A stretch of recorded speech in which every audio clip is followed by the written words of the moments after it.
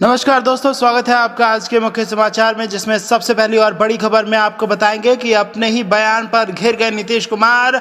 और नीतीश कुमार के बयान के बाद अब गुस्से में है लालू यादव और राबड़ी यादव के गांव के लोग। इसी के साथ दूसरी बड़ी खबर में आपको बताएंगे कि बिहार चुनाव पर इमरान प्रतापगढ़ी ने एनडीए में टूट पर कसा तंज। कहा पीएम मोदी का हनुमान नीतीश कुमार की लंका में लगाएगा आग। जी हाँ दोस्तों, मोदी का अनुमान यहां पर चिराग पासवान को कहा गया है और यहां पर नीतीश कुमार की लंका में आग लगाए जाने की बात कही गई है। और एनडीए में फूट से भाजपा जेडीयू को बड़े नुकसान की बात कही गई है। और तीसरी बड़ी खबर में जिक्र होगा कि केंद्र सरकार के कृषि कानून के खिलाफ कांग्रेस का किसान अधिकार दिवस जारी, कार्यकर्ता और नेता कर रहे हैं सत्याग्रह। तो दोस्तों, हर एक खबर की गहराई में आपको ले जाएंगे, लेकिन उससे पहले अगर आपको भी ऐसा लगता है कि किसान का जो कानून लेके आई है सरकार, उसका विरोध सबसे पहले बिहार की जनता वोट डालकर कर सकती है, तो आप अभी इस वीडियो को लाइक कीजिए और इस लाल बटन को दबा के इस चैनल को फ्री में सब्सक्राइब करके घंटी बजाकर कमेंट्स में लिखिए जय हिंद। और इसी के साथ आप हमें ये भी बताइए कि किसकी सरकार बिहार में बनने वाली है। दोस्तों, रुक करते हैं तमाम बड़ी खबरों की तरफ। बिहार विधानसभा चुनाव 2020, नीतीश की टिप्पणी से गुस्से में लालू और राबड़ी के पैतृक गांव में ग्रामीण। जी हां दोस्तों, बिहार विधानसभा चुनाव 2020 में चुनावी जनसभा के दौरान नेतागण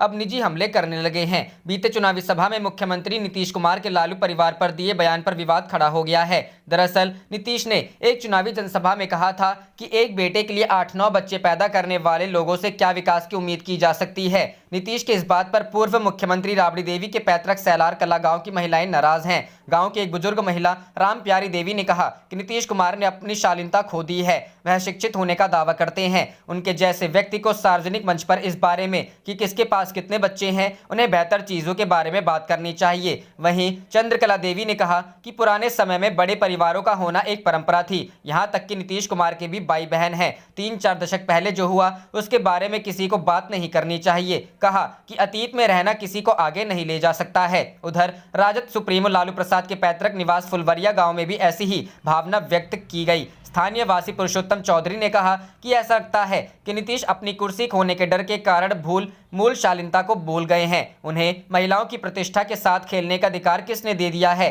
लालू और राबड़ी देवी के गांव के निवासियों को लगता है कि अगली पीढ़ी के सीएम भी लालू राबड़ी परिवार से बनने वाले हैं। रामानंद प्रसाद ने कहा, स्थानीय विधायक कहते हैं कि गांव का विकास हुआ क्योंकि इसमें 2 पूर्व मुख्यमंत्री थे।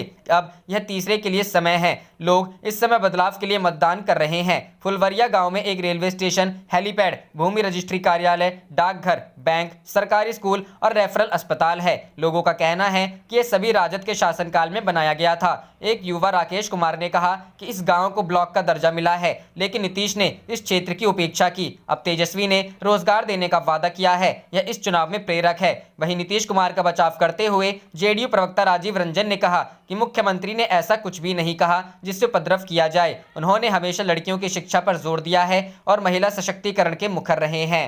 रुक करते हैं अगली खबर की तरफ। बिहार चुनाव, इमरान प्रतापगढ़ी ने एनडीए में टूट पर कसा तंज। कहा पीएम मोदी का हनुमान नीतीश कुमार की लंका में लगाएगा आग। जी हां दोस्तों, बिहार के कटिहार में विधानसभा चुनाव के अंतिम चरण में मतदान होना है। ऐसे में सभी दल के प्रत्याशियों के लिए चुनाव प्रचार करने पार्टियों के स्टार प्रचारक जनसभा कर रहे हैं। इसी क्रम में जिले के कोढ़ा विधानसभा से कांग्रेस प्रत्याशी पूनम पासवान के पक्ष में कांग्रेस के स्टार प्रचारक और देश के मशहूर शायर इमरान प्रतापगढ़ी जनसभा संबोधित की। जनसभा संबोधित करते हुए उन्होंने एक तरफ जहां महागठबंधन को जीतने की अपील की, वहीं दूसरी तरफ पीएम मोदी और सीएम नीतीश कुमार पर जमकर निशाना साधा। वहीं एनडीए में चुनाव से पहले टूट पर तंज कसते हुए कहा कि अब पीएम मोदी का हनुमान नीतीश कुमार की लंका में आग लगाएगा। इस टूट के पीछे बीजेपी का बहुत बड़ा प्लान है। इमरान प्रतापगढ़ी ने सीएम नीतीश पर हमला करते हुए 2015 का मुद्दा उठाया और कहा कि नीतीश जी ने बिहार के जनता के साथ गद्दारी की है। अब वही गद्दारी भाजपा ने नीतीश के साथ करने वाली है। नीतीश कुमार अब थक गए हैं। ऐसे में बिहार की जनता बिहार का कमान 31 साल के नौजवान यानी तेजस्वी यादव के हाथ सौंपने जा रही है।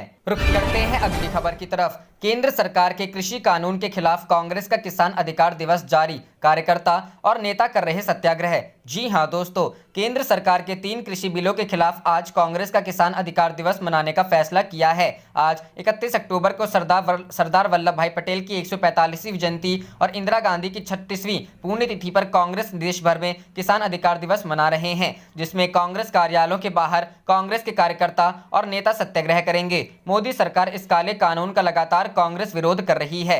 कृषि संबंधी 3 केंद्रीय कानूनों को लागू करने के मद्देनजर किसानों को अपना समर्थन दे रही है। कांग्रेस ने कहा कि 31 अक्टूबर को किसान अधिकार दिवस मनाया जाएगा। पार्टी नेता और कार्यकर्ता नरेंद्र मोदी सरकार द्वारा लाए गए कृषि कानूनों के विरोध में जिला मुख्यालय पर सुबह 10 से शाम 4 बजे के बीच सत्याग्रह करेंगे।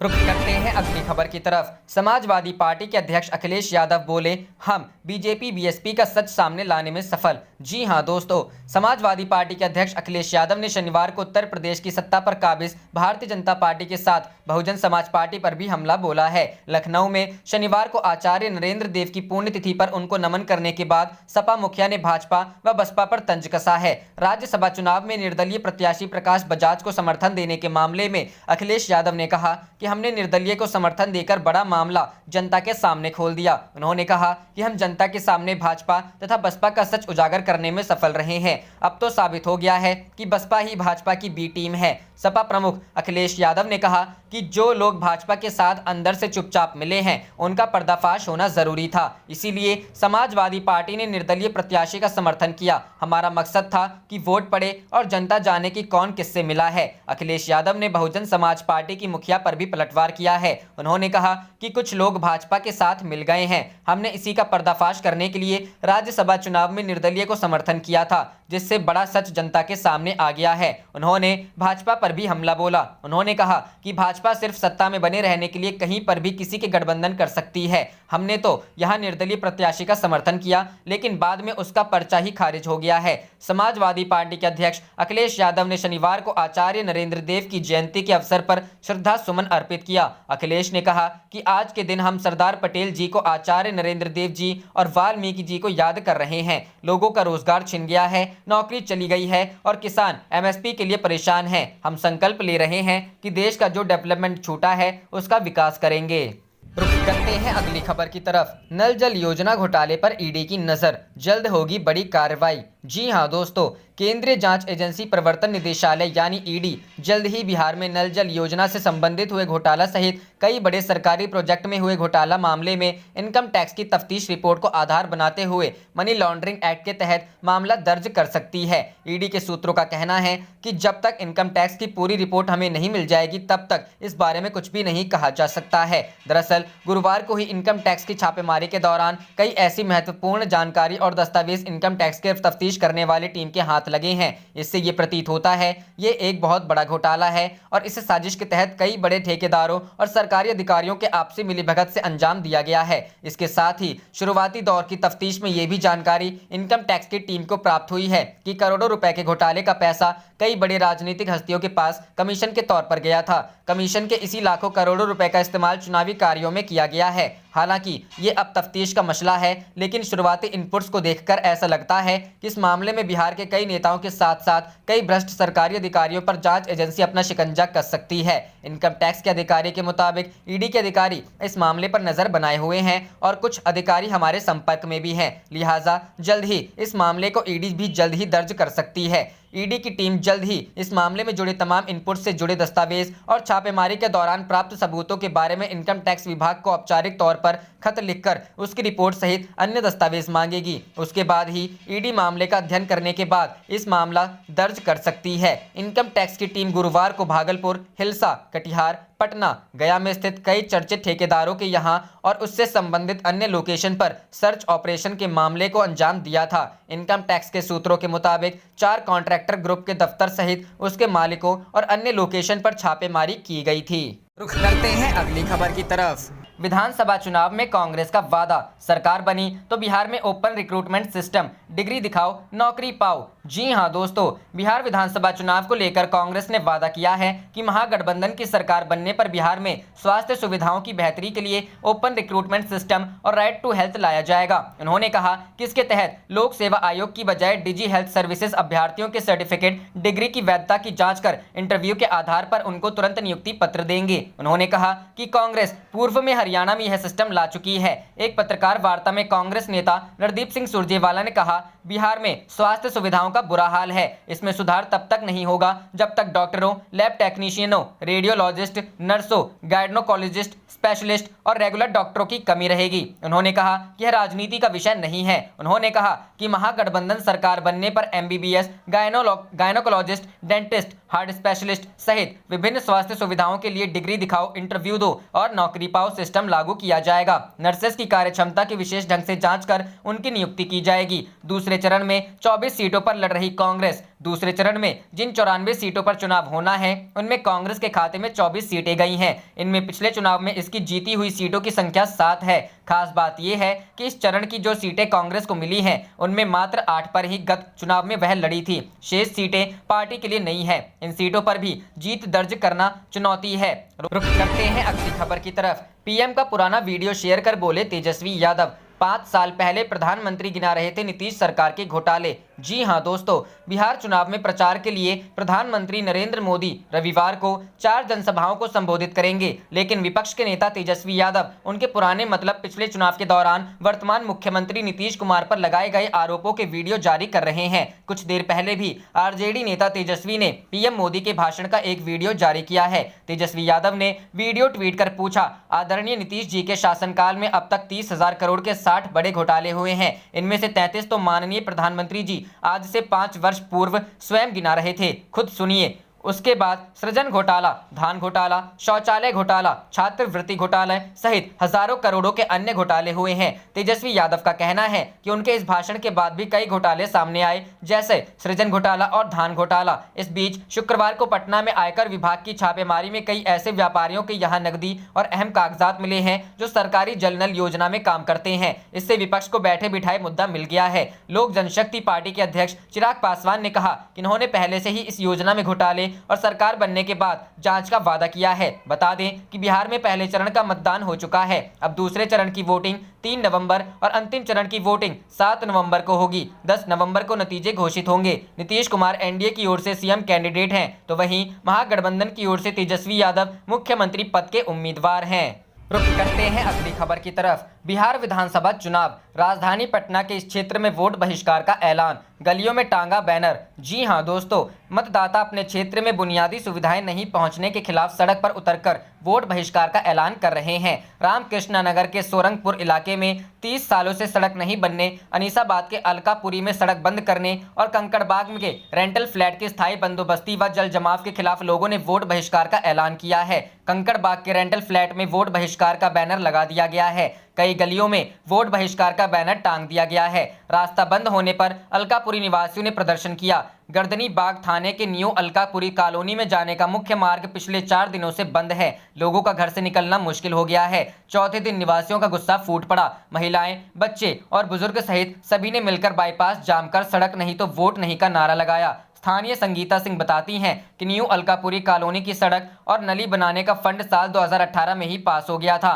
काम भी शुरू हो गया था। कुछ लोगों ने बाईपास के पास 50 मीटर तक कुछ लोगों ने सड़क निर्माण का काम रुकवा दिया। 27 अक्टूबर को बाईपास के पास ही रास्ता बंद कर दिया गया। रास्ता बंद होने से दीवार फांदकर बाजार जाना पड़ रहा है। बाजार जाना भी मुश्किल हो गया है। नीलम सिंह बताती हैं कि उनका मोहल्ला वार्ड नंबर 13 में पड़ता है। तत्कालीन विधायक भी इस मामले पर कुछ नहीं किया। जब रास्ता ही नहीं है तो वोट किस बात का। सोनी यादव का कहना है कि इस इलाके में कई मोहल्ले बसते जा रहे हैं पर सुविधा के नाम पर कुछ नहीं है।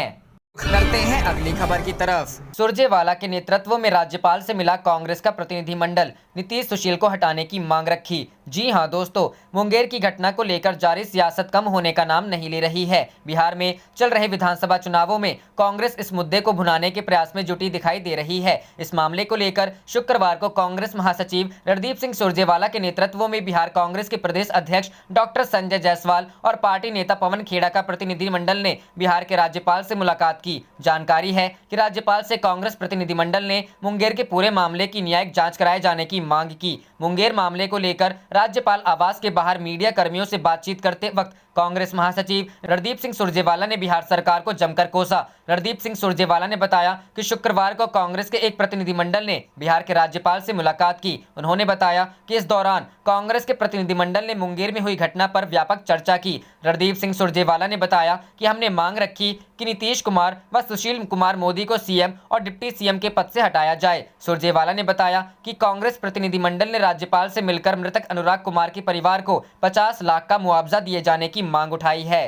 रुख करते हैं अगली खबर की तरफ। बिहार में ऐसा कोई भी विभाग नहीं बचा जहां कुशासन बाबू ने भ्रष्टाचार नहीं किया। कांग्रेस। जी हां दोस्तों, बिहार विधानसभा चुनाव को लेकर सूबे का सियासी पारा गरमाया हुआ है। वैसे राज्य में प्रमुख टक्कर नीतीश कुमार बनाम तेजस्वी यादव ही नजर आ रहा है। हालांकि ये तो 10 नवंबर को ही पता चलेगा कि कौन किस पर भारी पड़ रहा है। बिहार में पहले चरण के लिए वोटिंग हो चुकी है और अब दूसरे चरण के मतदान पर सबकी नजरें टिकी हुई हैं। इसी बीच कांग्रेस ने एक बार फिर नीतीश सरकार पर हमला बोला है। कांग्रेस ने कहा कि बिहार में ऐसा कोई भी विभाग नहीं बचा जहां कुशासन बाबू ने भ्रष्टाचार नहीं किया। बिहार कांग्रेस के आधिकारिक ट्विटर अकाउंट से नीतीश कुमार पर निशाना साधते हुए कहा गया कि भ्रष्टाचार से समझौता नहीं करने के कहने वाले कुशासन बाबू ने बिहार में भ्रष्टाचार की बहार चला दी। ऐसा कोई विभाग नहीं बचा जहां भ्रष्टाचार नहीं किया।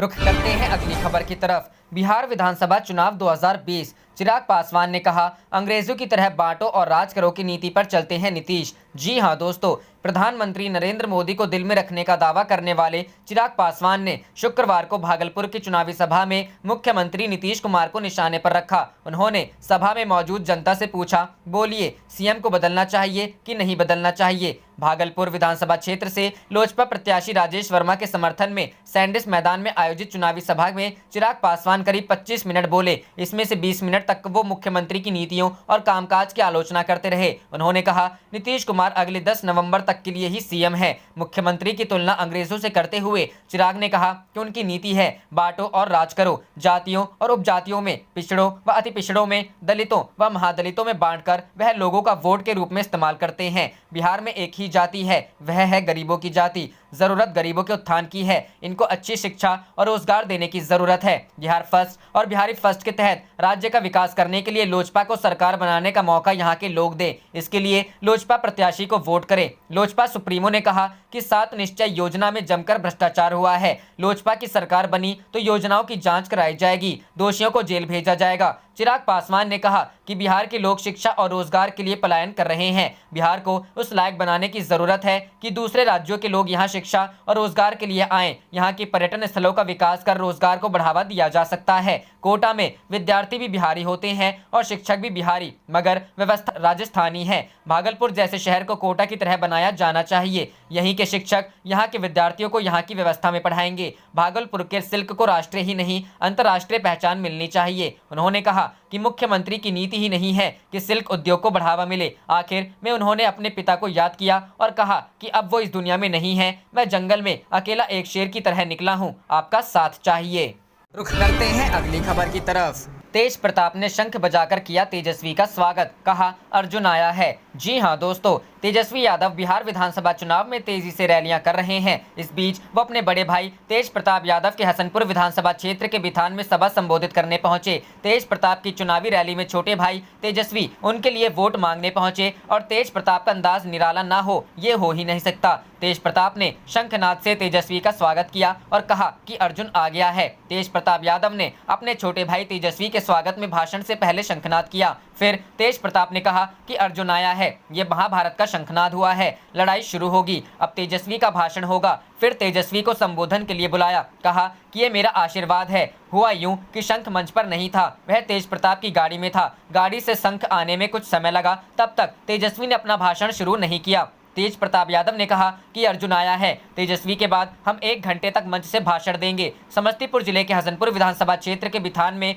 चुनावी सभा को संबोधित करते हुए तेजस्वी ने कहा कि 4 साल में 4 सरकार बनाने वाले नीतीश कुमार का पहला और अंतिम प्यार कुर्सी है, जनता नहीं है। तेजस्वी ने कहा कि हमें संस्कार दिया गया है कि बड़ों का सम्मान करो। भले उन्होंने 12 करोड़ जनता के साथ विश्वासघात किया हो, धोखा दिया हो, लेकिन उनकी ना तो कोई नीति है ना ही कोई विचार है। तेजस्वी ने कहा कि अभी बड़े भाई से बात हो रही थी तो कह रहे थे कि यहाँ रोड की स्थिति बहुत खराब है, हम लोग सब काम करेंगे, रोड भी बनेगा, डिग्री कॉलेज भी बनेगा, क्रिकेट का स्टेडियम भी बनेगा। अगर हमको मौका देंगे तो सरकार बनने के बाद हसनपुर जिला भी बनेगा।